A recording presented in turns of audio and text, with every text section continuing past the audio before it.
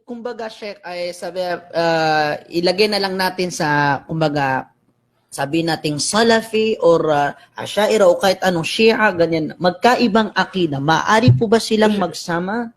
Ustad, sa atin, sa Islam, pinahintulutan tayong mapangasawa ang Ahlul Kitab. Oh, At ang Ahlul Kitab, exactly, iba ang akida nila.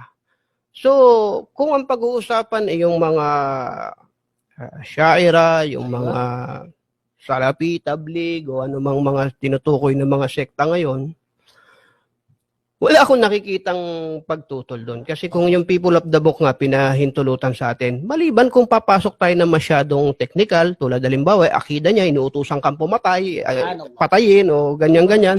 O kaya, Saudi Arabia, sabi, wag kang kakain sa restaurant sa Katip eh. Bakit? Lalagyan ng kung ano-ano yung pagkain mo. Bakit? Dahil sunni ka eh. May mga ganun highly technical na hindi ko masagot. Pero kung ang pagbabasihan natin yung tungkol sa Ahlul Kitab, pwede. Pwede. At hindi natin alam, baka sa pamamagitan nun, maging maging way pa yun, Sheikh. Yes, so Mashallah, mashallah. Maraming salamat po yan.